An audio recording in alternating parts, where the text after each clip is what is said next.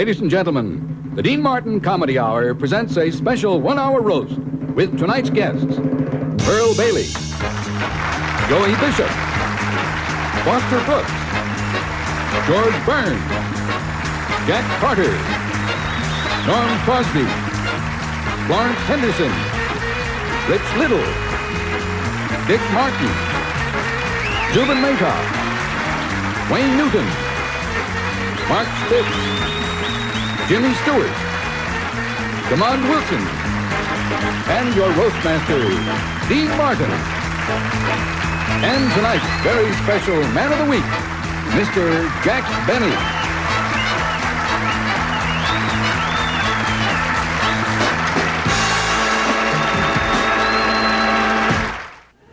Tributes like this honor people while they're still alive. Forgive me for being a little late.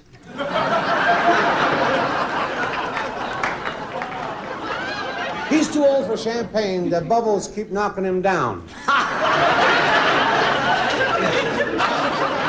And being a great comedian wasn't Jack's whole life. He loved the violin. He always dreamt of being a soloist with a concert orchestra. 2 years ago, he was invited to Israel to perform at the Israeli Philharmonic. When Moshe Dayan heard him play, he took the patch off his eye and put it over his ear.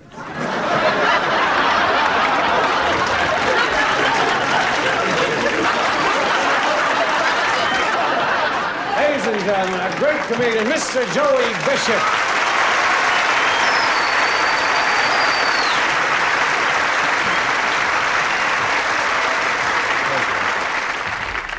I want to tell you it's a pleasure to be on the dais. When they first asked me to be on the dais to roast Jack Benny, I turned it down. I mean, I don't mind roasting stars like Don Rickles, Johnny Carson, Red Fox, but not Mr. Benny. They said that I always said that Jack Benny is my idol. That's true. I always said it. I didn't mean it, but I always said it. I mean, if I'm going to have an idol, I'm not going to have an idol like this, someone who walks like Truman Capote talks.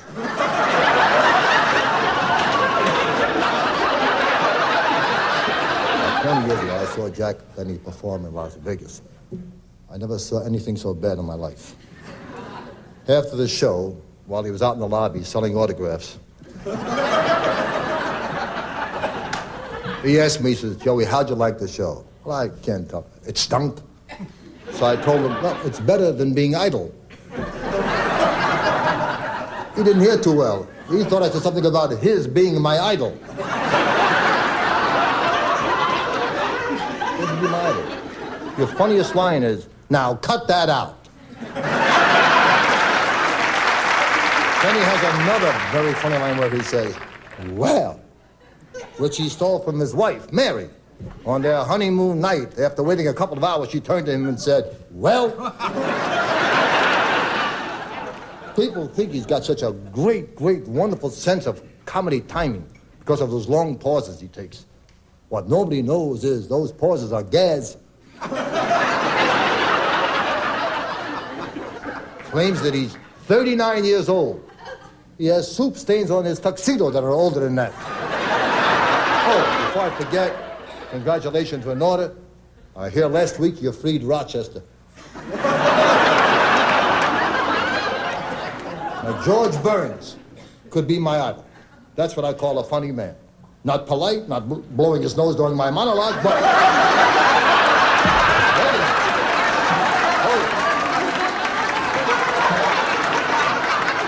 We're not here to discuss politeness. We're here to discuss humor.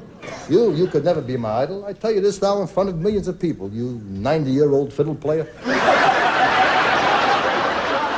In closing, I should like to tell the truth. Jack Benny is and shall always be my idol.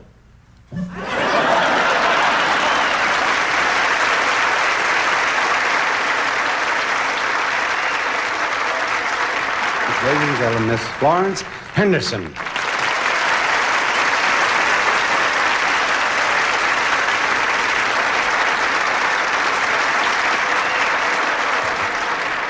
Just wait, my darling. Just wait. Thank you, Dean. It's nice to see you. It's really so great to be here, and I can't tell you what it means for me to be here tonight for Jack. You see, I've been living with a secret for years, and each day it just grows more and more unbearable. And, well, Jack, I can't hold it in any longer. I mean, I have to tell you, I don't care. I'm not ashamed. Jack, I want the whole world to know, ladies and gentlemen, Jack Benny is the real father of the Brady Bunch.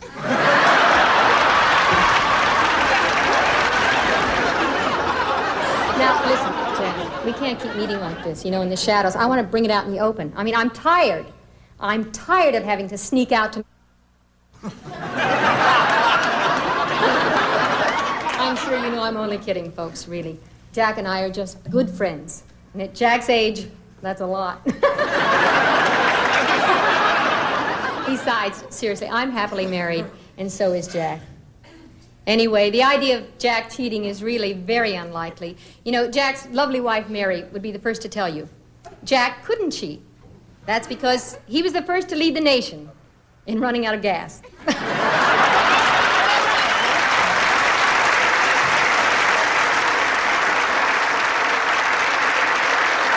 a real event having George Burns with us to honor his pal, Jack Benny. Of course, it's a big event for George if his cigar lights on the first try. Here is one of the great monologists, ladies and gentlemen, in our showbiz, Mr. George Burns.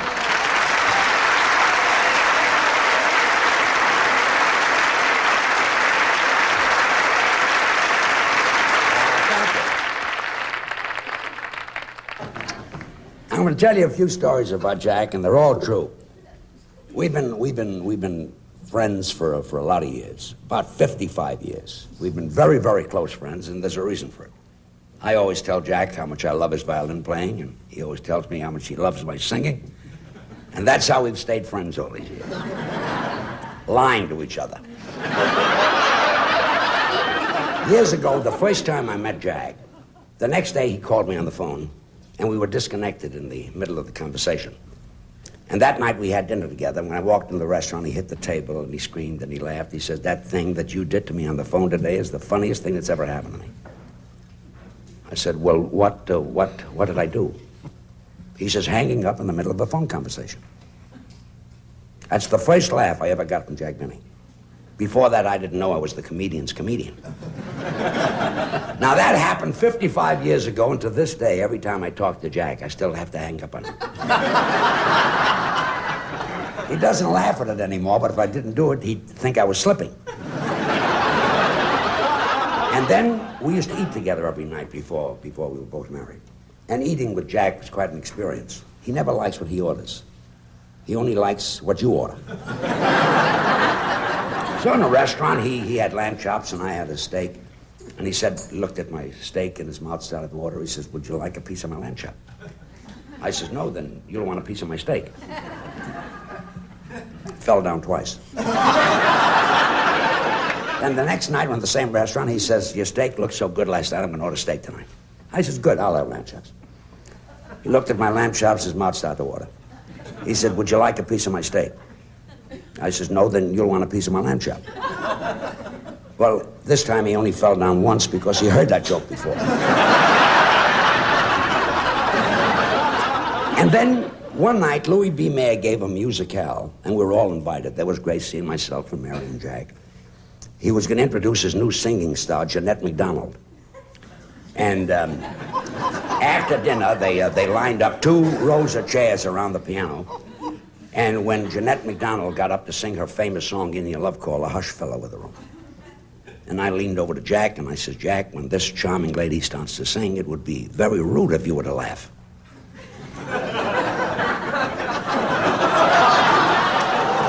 Well, she no sooner got the first note out of her throat when he fell down and he laughed. I had to carry him out of the room. So he not only ruined Jeanette MacDonald's song, but he ruined Louis B. Mayer's musicale. So you see, I'm not the only one who makes him laugh. Jeanette MacDonald made him laugh, too. And you can't blame him because Indian Love Call is a very, very funny song. Anyway, as I said, Jack, we've been friends for 55 years, and it's time we stop lying to each other. And I know that you despise my singing. Can I tell you something? I still think I sing better than you play that lousy violin. No, it's okay. It's okay.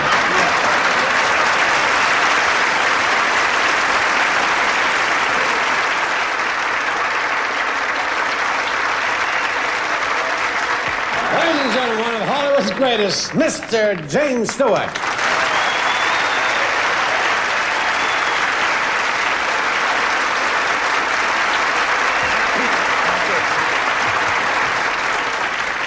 Thank you, Dean, and thanks for the lift tonight. Dean was kind enough to drive me over here tonight. I'd like to lay to rest the rumor that he sometimes drives under the influence. To be able to handle a car the way Dean does, a man has to be completely sober. Otherwise, he'd never been able to make that U-turn in the car wash.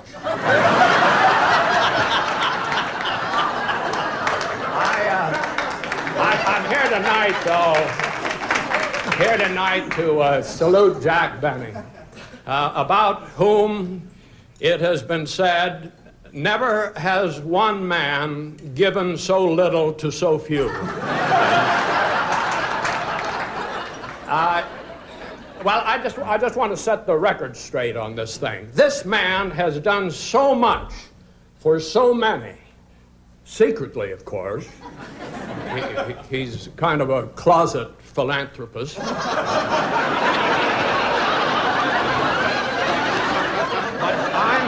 I'm going to reveal an even more heartwarming secret. And Jack, I hope this won't embarrass you. I really do. Jack Benny saved my life. It's true. When I first came to Hollywood, struggling young actor, one Christmas, I found myself in the hospital, badly in need of a blood donor. And this kind gentleman volunteered. And as I was getting the transfusion, I thought to myself, what an unselfish man. And when I get out of this hospital, I'm going to have to repay him with a $50 present. And about halfway through the transfusion, I thought, why embarrass him by overdoing it?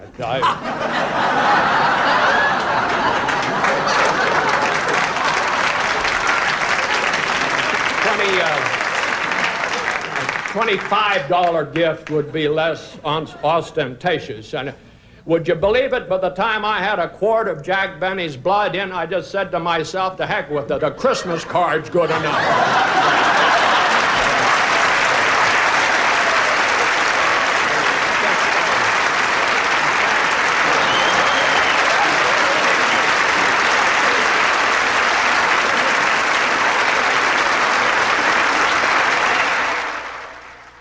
I love Norm Crosby. He's a real straight guy, but he talks sideways. And he's a real funny man. Mr. Norm Crosby.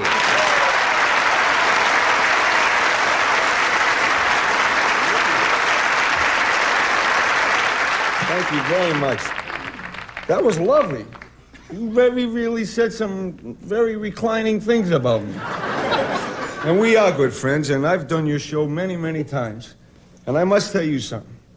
Jack Benny, with all the big stars, with all the super upper echelon guys that we've had on this show, Jack is the first one ever to personally phone each and every person on the dais. I mean that. He was the first roastee to took the trouble to be so inclined. And I really did, I thought it was a lovely gesture. Until I spoke to some of the other people here and we discovered that he was looking for a ride to the studio. I did call you back, Jack, but the phone was, the line was busy. I guess somebody was using your phone booth. Jack Benny is a gentleman. He is probably the only person in the world ever to go to Disneyland and get mugged.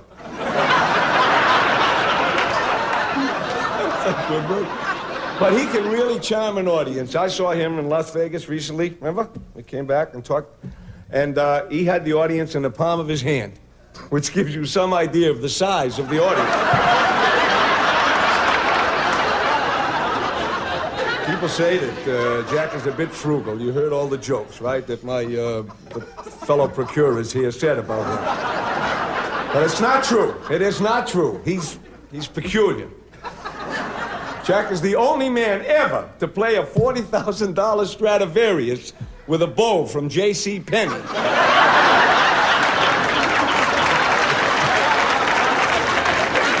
Jack happens to be in pretty good shape. He really is. In the morning, when he hears snap, crackle, and pop, it's not the cereal, that's his bones. Right now, I'd like to borrow a line from Sarah Lee and say that nobody, but nobody, doesn't love Jack Benny.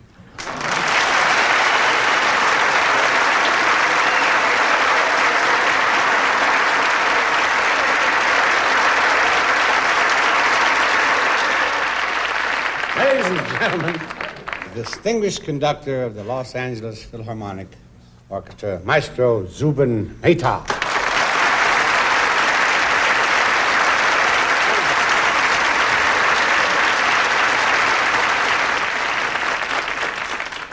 Thank you, Mr. Martin. I have had the rare privilege of conducting the Los Angeles Philharmonic with Jack Benny as guest soloist. That is, of course, if you could call such a thing like that a privilege. I'll never forget our concert in the Hollywood Bowl. The minute Jack walked on the stage, all of a sudden it turned very cold. Although that's what it seemed to be, because the entire orchestra was wearing their earmuffs. All throughout the performance, the audience was glued to their seats. It was the only way we could get them to sit down. There's especially one memorable moment when Jack began a very difficult passage from the Mendelssohn Violin Concerto. Everybody on the orchestra turned around amazed and looked at me and him, because we were at the same moment busy playing Beethoven's Fifth Symphony.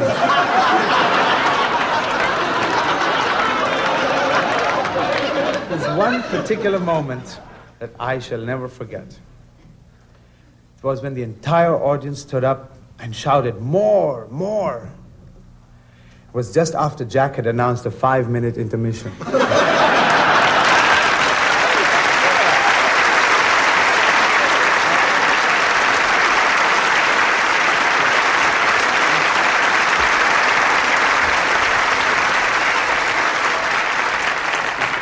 Hey, y'all know my next guest, Pearl Bailey.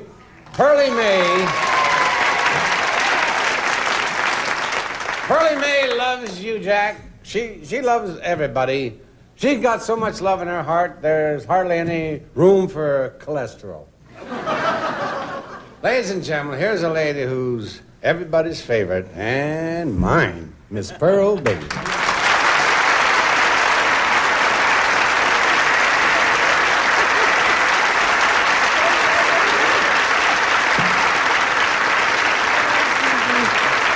Now, the reason I'm here tonight, Jack, I tell you, I'm a little disappointed. Just a little. I'm here for you, it's true. But Dean and them said there was going to be a roast.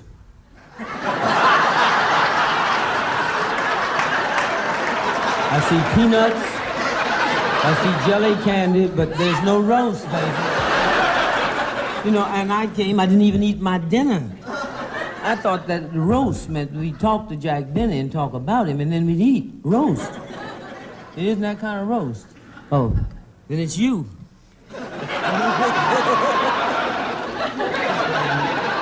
Great act.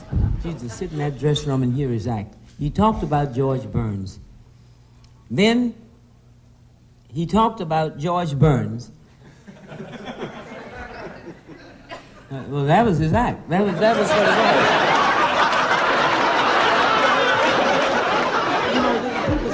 Jack Benny's getting on. You know, when I'd go through sometimes at the casino, I said, gee, what a great show. This man is magnificent. But Pearl, isn't he getting on? I thought to myself, getting on, that isn't even a problem, baby. Look, I'm waiting. I followed him. It was getting him off. That was it.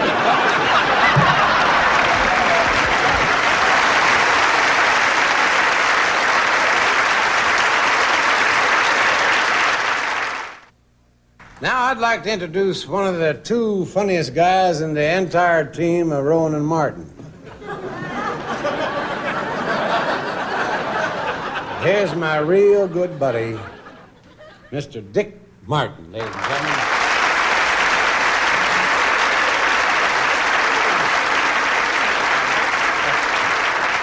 Thank you, Dean. I'm very glad to be here tonight because I think if you took a poll of people in show business, they would unanimously agree that of all the comedians alive today, Jack Benny, without question, is the oldest. However, knowing I was going to be called here, I really wanted to learn a little more about Jack Benny the man. So I called Mary, and that's Jack's wife, and she very kindly loaned me his diary. A lot of you probably don't know that Jack keeps a diary every day, and I'm sure he won't mind if I read an excerpt or two, like this day here. 9:32 a.m., woke up. 9:33, rushed to mirror to see if eyes were still blue. 11:03, Rochester came in the room and asked for a raise in salary. 11:04, paid him his salary and raisins.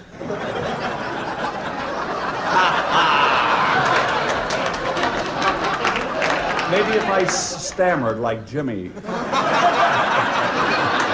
1:35, Mary reminded me it was our 45th wedding anniversary. 1:36, had the feeling to go down to Van Cleef and Arpels and buy a $50 necklace. 1:37, sat down until the feeling went away.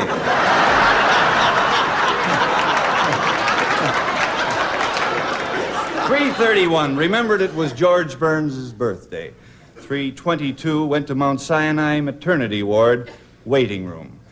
4:38, finally had enough cigars for George's birthday present.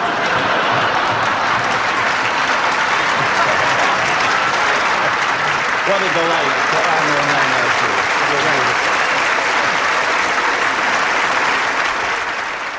you. Ladies and gentlemen, Mr. Mark Spitz.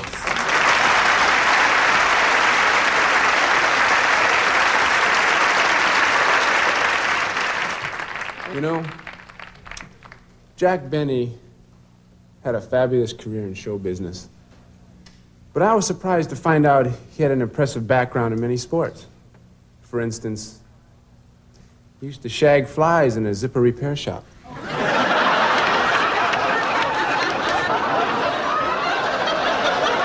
I don't remember that. And he also competed in my sport, swimming, in the 1910 Olympics. He entered the dog paddle event and beat Rin Tin Tin by a nose. But his most spectacular feat was as a weightlifter. Not many people know this, but one day Jack snatched and pressed 300 pounds. The lady in question broke both his wrists. A fact that was to affect his entire comedy style. You see, the doctor who set them was from Denmark.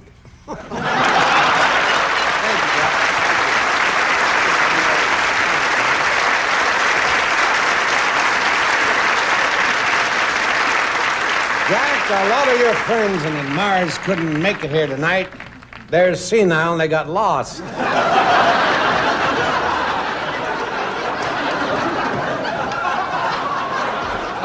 However, we have some telegrams and I'd like to read them for you here.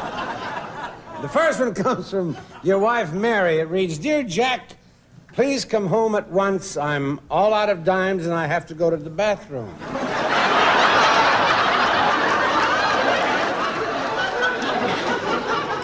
Ladies and gentlemen, a great guy and a great entertainer, Mr. Wayne Newton.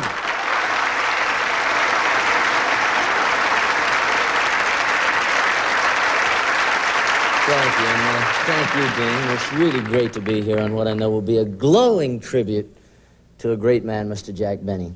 I say I know, Dean, because I can see that you've already got your glow started. You know, you and I have worked together so many times in Las Vegas, and I really feel like I've gotten to know you. And, of course, a lot of my friends, when they heard that I work with you an awful lot, they ask me a lot of questions about you. Like, they ask me, for instance, if you wore a toupee. I told them, of course not. You just have cheap-looking hair.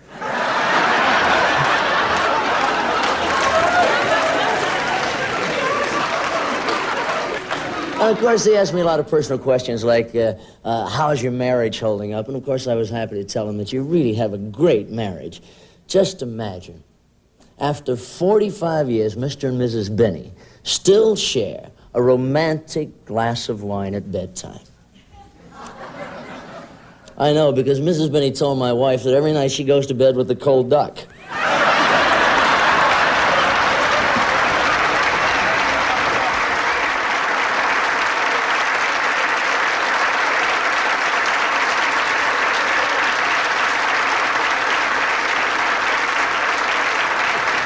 We have Mr. Rich Little. Now, this Rich Little, he is known as the man with 1,000 voices.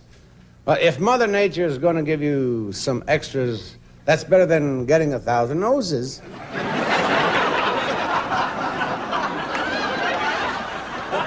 Ladies and gentlemen, here's the best in the whole world when it comes to impersonating anybody, Mr. Rich Little.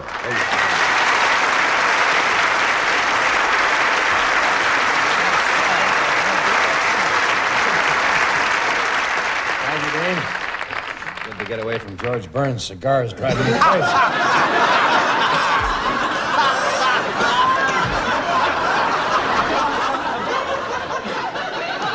I don't know whether you've noticed or not, but Jack Benny's been doing a lot of TV lately. You know, I guess he got tired of sitting around and letting me do all the work for him.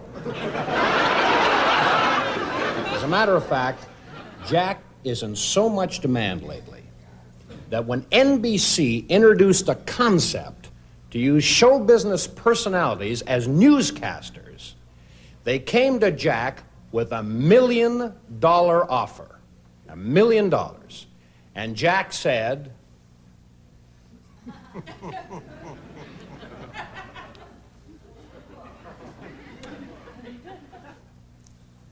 well... So Jack ended up doing the news.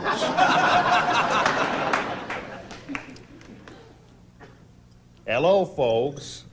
This is Jack Benny in New York City with his 1,423rd farewell newscast.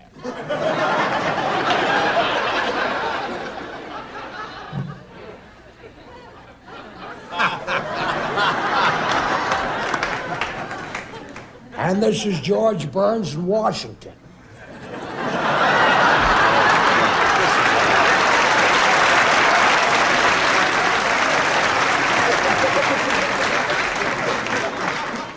Go ahead, Jack. I think you go first tonight. I went first last night, and he almost killed me. He would have, but it meant plane fare back to Washington. Now cut that out! Now, here is the news. Benny Kabilski reporting. Today in New York, the mayor handed the city council a new budget for the year. You see, and you know. And the amount was said to be in excess of $4.5 billion. How can anything be in excess of $4.5 billion? What does the mayor of New York plan to do with all that money? Buy Chicago? Gosh, that's a great line.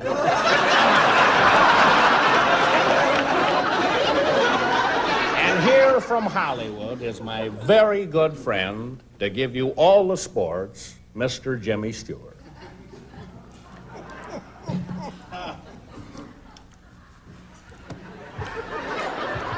Thanks, Jack. Thanks, Jack.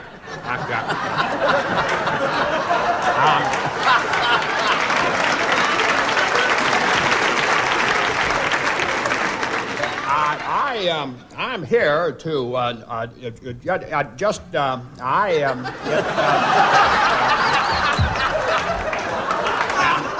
and the thing is that you see, I just don't understand it. It just doesn't.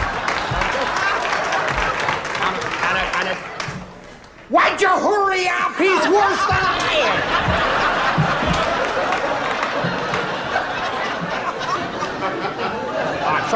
Sorry, Jack, sorry. Well, here are the latest football scores for today. 7, 4, 9, 3, and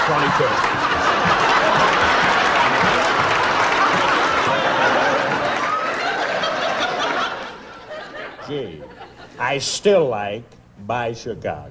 Good night, everybody.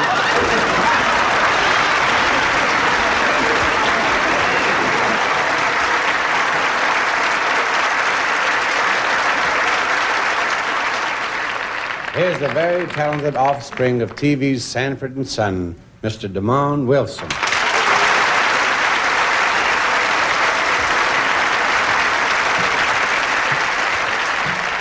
Thank you, Dean.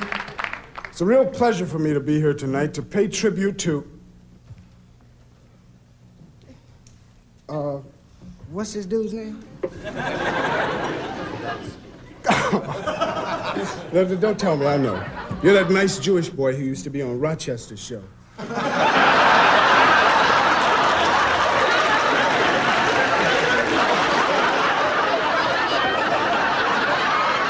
only kidding, Jack. I know it was your show. And I know that you and Rochester had a long and happy working relationship together, right up until the time President Lincoln issued the Emancipation Proclamation. Jack's show did a lot for the image of black people in America. You ready? Before Jack came along, everybody thought blacks were only fit to be shoeshine boys and railway porters. The Jack Benny program proved to America that they could also be chauffeurs, dishwashers, and houseboys.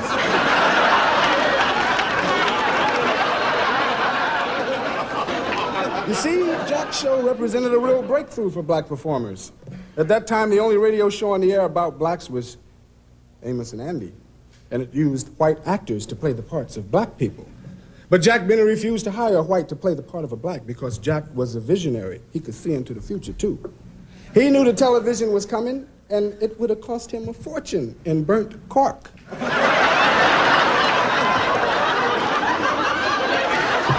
know I'm only kidding about all this, Jack. I really love you. And I'd give you a great big kiss right now to prove it, but I'm afraid my burnt cork would rub off on you.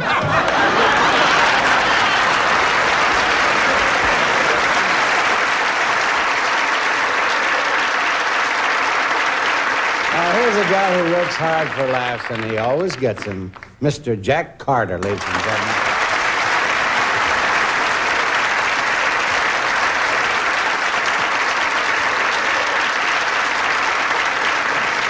My goodness, it's nice to be here at this marathon for stuttering.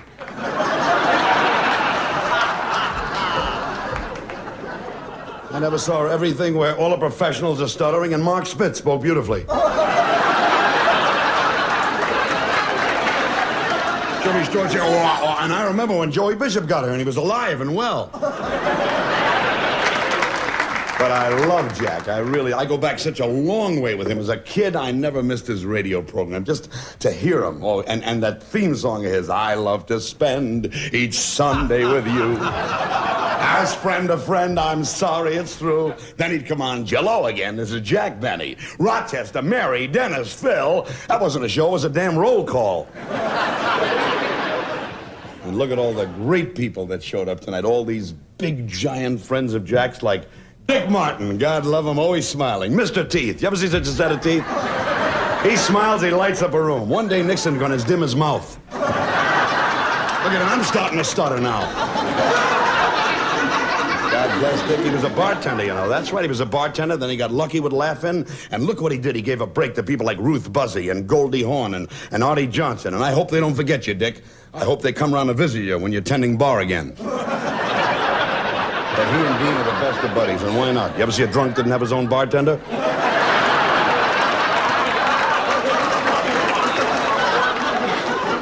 And I was kidding, Mark Spitz. It's nice to see Mark here, the Jewish Charlie the Tuna. I love that milk commercial. Can you imagine Dean doing that? Everybody needs milk except me. I need booze. And Rich, little Rich, you're fabulous. You really are. And right after this dinner, I'm taking Rich to a motel. He promised me he's going to do Sophia Loren. And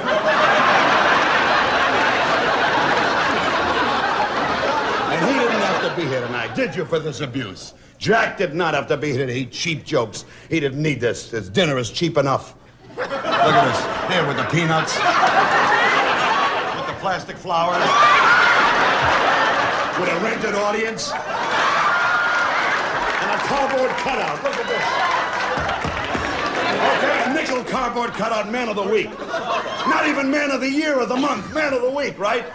I don't think he'll last a damn night. Look at him. J. Arthur Rank.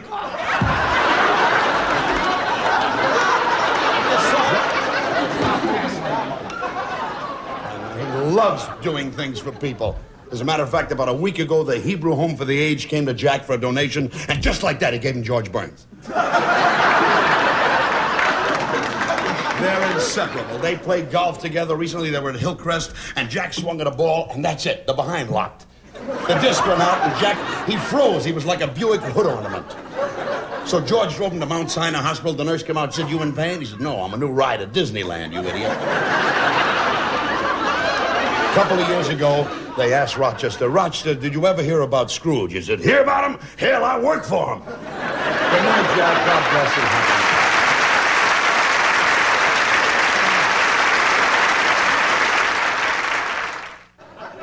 Oh, hi. And now, Jack, we are pleased to have with us a man who has known and served you for many years.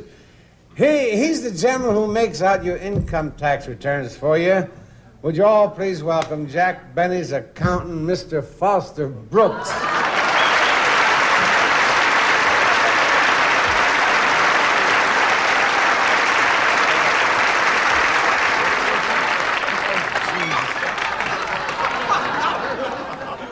Thank you, Mr. Martin. It is, friends, a great honor and a privilege for me to be here tonight to pay tribute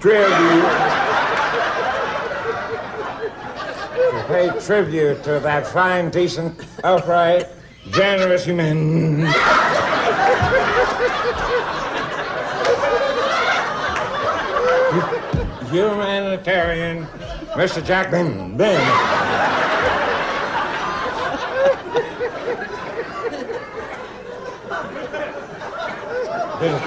Did I get it right, Scrooge?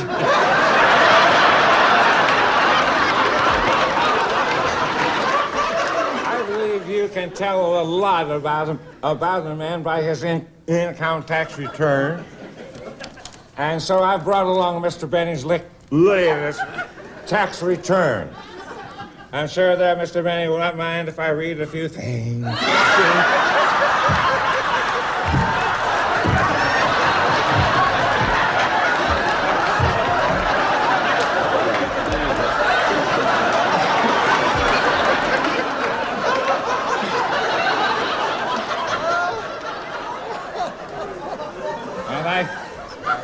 I do this just to prove what an ordinary, honest, straightforward cheapskate he really is. Now, under income, we have $1,078. $1 million from nightclubs, television, concerts, and commercials.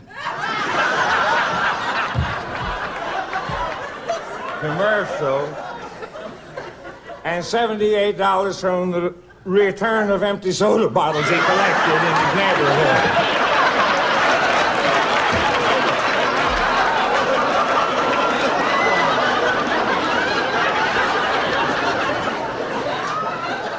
Under charitable contributions, we have a grand total of zilch. But don't get the wrong idea. That's not because Mr. Benny is cheap.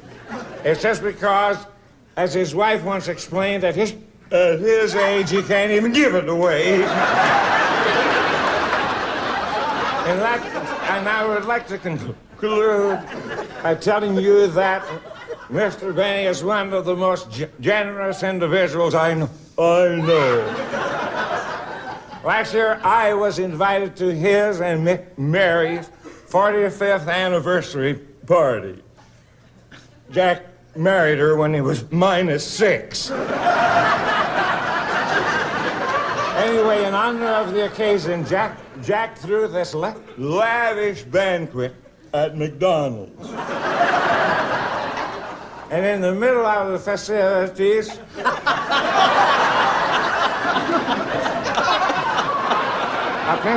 panhandler came out to Jack and said, "Excuse me, but it's been days since I've had a square meal."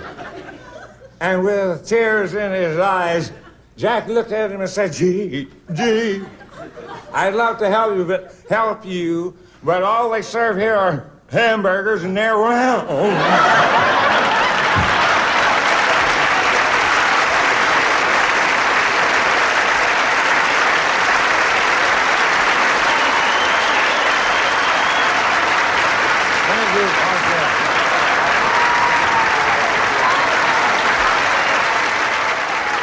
Now it's time to hear from our man of the week. Ladies and gentlemen, with great pride, I give you America's favorite comedian, Mr. Jack Benny.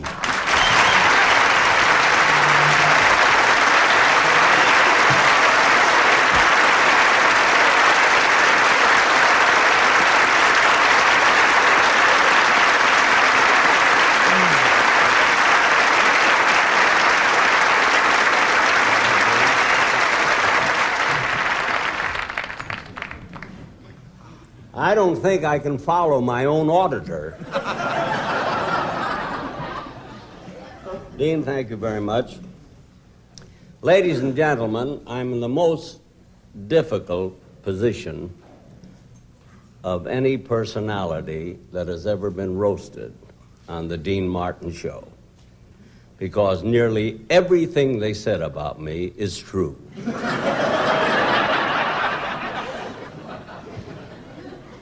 I am cheap, stingy, frugal. I was going to say penurious, but nobody on this dais would know what the hell I was talking about. But I'm really flattered to be here because it isn't everybody who can be chosen man of the week. You have to be listed in the phone book. Now look at this date. Really, now what do I have in common? Let's pick it apart a little bit. What do I have in common with Mark Spitz? I've had a swimming pool for 40 years. It was only used once. My cat fell in it.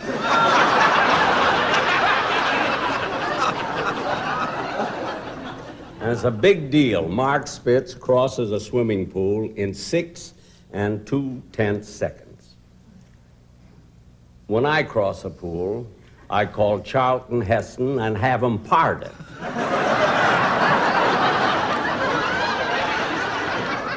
Now, the only thing I have in common with Jack Carter is our first name. I'll tell you how well I know Jack Carter. We met about 10 years ago in a department store on an escalator. I was going up, and he was coming down. He waved at me, I waved back, and a bottle of cologne fell out of my sleeve.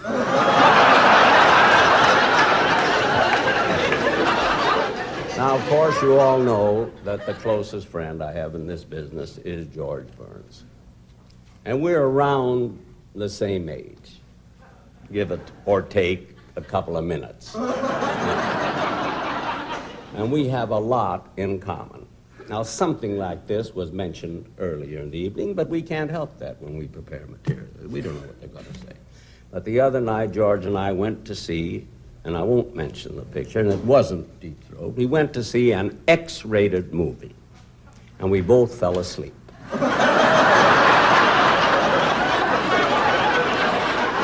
However, when we went to see Sound of Music, we both sat on the edge of our seats and enjoyed every minute of it.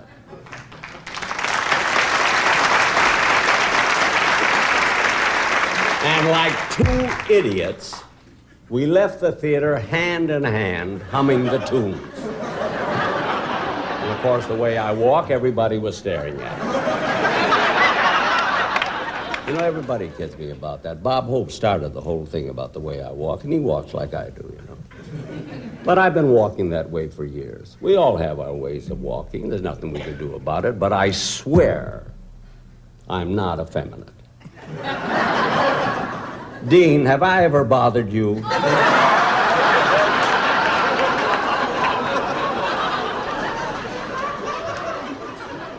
Now, another one of my very close friends here tonight is Zubin Mehta, the conductor of the Los Angeles Philharmonic. Zubin has conducted many times for me when I gave my concerts, not only here in Los Angeles, but when I played with the Israeli Symphony in Tel Aviv. Zubin, now this is not something I'm making up. Zubin flew all the way from here to Tel Aviv to conduct for me. I would have been afraid to play there without him. Now, asking Zubin Mehta, this great conductor, to conduct for me really takes guts. It's like asking Van Gogh to paint Merry Christmas on the window of the May Company.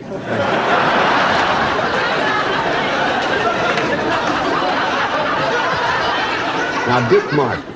Well, what can I say about Dick Martin that Dan Rowan hasn't already said about him? Behind his back yet.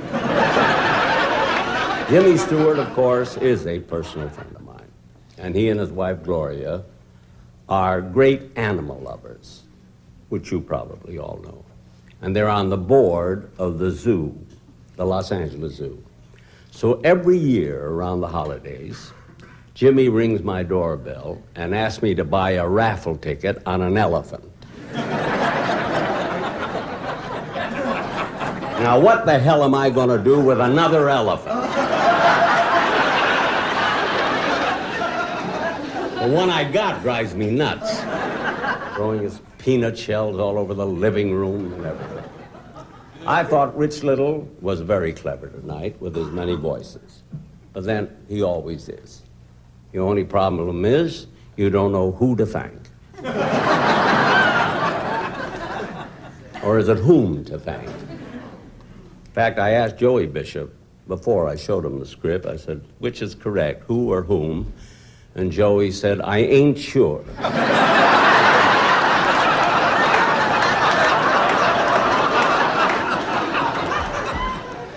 So then I asked DeMond Wilson if he knew which was correct. And he said, it all depends on the circumstances which might or might not be mitigating.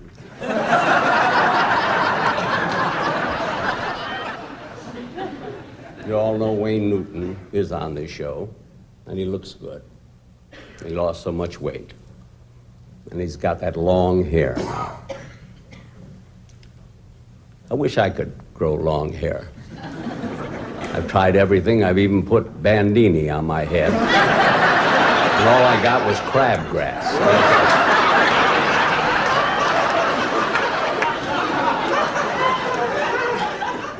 Well, I think I've about talked just about long enough.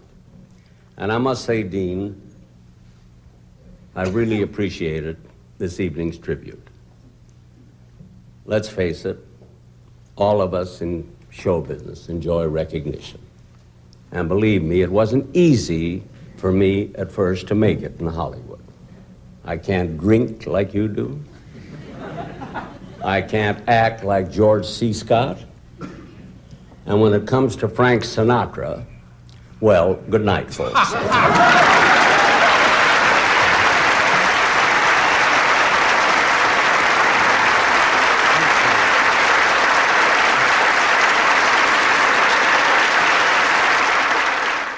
Well, that's our show for tonight. I want to thank all my wonderful guests for being here, and my deepest gratitude to our man of the week, Jack Benny. Jack invited me to dinner tonight. I heard him call and reserve 2 stools at an Orange Julius stand. Good night, everybody, Catherine. I may be a little late. Keep the hot chocolate warm. See you later.